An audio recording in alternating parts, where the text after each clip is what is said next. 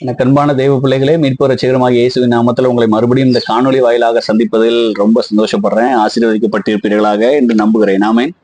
ஆமா, பிலிப்பியருடைய புஸ்தகம் 3வது அதிகாரம் 13வது வசனத்தை எடுத்து பார்த்தோம் அப்படின்னா, கர்த்தர் சொல்றாரு, பின்னானவைகளை விட்டு முன்னானவைகளை நோக்குங்க அப்படின்ட்டு. இங்க நிறைய தெய்வ பிள்ளைங்க பண்ற ஒரு சங்கடமான விஷயம் என்ன அப்படின்னா, கடந்ததை, தோற்றதை, ஏமாந்ததை, பறிபோனதை அல்லது விட்டுட்டு வந்ததை யோசிக்கிறாங்க. அது தேவையில்லை. கர்த்தர் இந்த மாசம் சொல்றாரு, ஏப்ரல் மாதத்துல இந்த உலகமும் மாமிசமும் பிசாசும் உங்ககிட்ட சொல்றது என்ன அப்படின்னு சொல்லி பாத்தீங்கன்னா, அந்த ஏப்ரல் மாசம் ஏமாத்துற மாசம். ஆனா கர்த்தர் ஒருபோதும் உங்களை ஏமாற்றுகிறவர் கிடையாது. ஏன்னா பின்னானவைகளை மறந்து முன்னானவைகளை நாடுங்க, விரும்புங்க. அதை மறுபடியும் ஒரு விஷயம் என்ன அப்படின்னா, இந்த ஏப்ரல் மாதத்துல தீர்வை பேசுங்க. ஹல்லேலூயா. ஆமா, நம்ம தீர்வை பேசுறாங்க அப்படின்னா இந்த வீட்டு தீர்வு, தண்ணி தீர்வு அந்த மாதிரி இல்லை. ஏன்னா உங்களுடைய வாழ்க்கைக்கு எது முடிவு, எது பிரயோஜனம் அப்படிங்கிற அந்த தீர்வை பேசுங்க. என்ன மார்க்ல பார்க்கும்போது 5வது அதிகாரத்துல அந்த பெரும்பாடுள்ள ஸ்திரீ என்ன பண்றா அப்படின்னா, தனக்குண்டான யாவற்றையும் வித்து மருத்துவர்கிட்ட கொடுத்துட்டு முடியாத சூழ்நிலை, அதுக்கப்புறம் யோசிக்கிறா.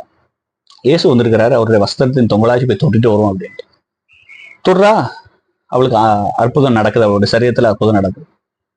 ஆனா எல்லாவற்றையும் காலி பண்ணதுக்கு அப்புறம், எல்லாம் முடிந்ததுக்கு அப்புறம் போய் இயேசுவை தொட முயற்சி செய்யாதீங்க.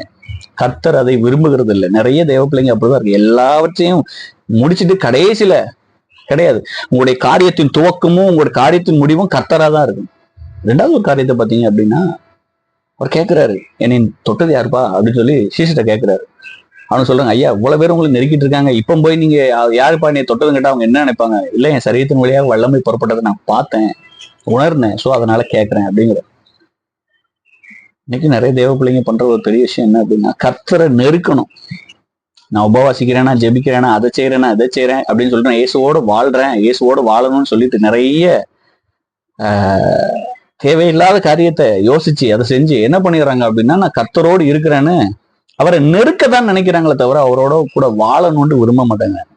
அவரை தொடுங்க. நான் சொல்றேன், நீங்க அவரை நெருக்கிறதுனாலயோ அவரை போய் இடிச்சுக்கிட்டு உரைச்சிக்கிட்டு இருக்க ஒரு பிரயோஜனம் இல்லை. இயேசுவோடு வாழ்வோம் பிழைத்துக்கொள்வோன்னு பொண்ணு எழுதி வச்சிருக்கு. இயேசுவோடு வாழணுங்கிறதுக்காண்டி அவரை போய் உரசிக்கிட்டே இருப்பேன் இல்ல. தொடுங்க. ஹல்லேலூயா. விசுவாசத்தோடு தொடுங்க, தொட பழகுங்க.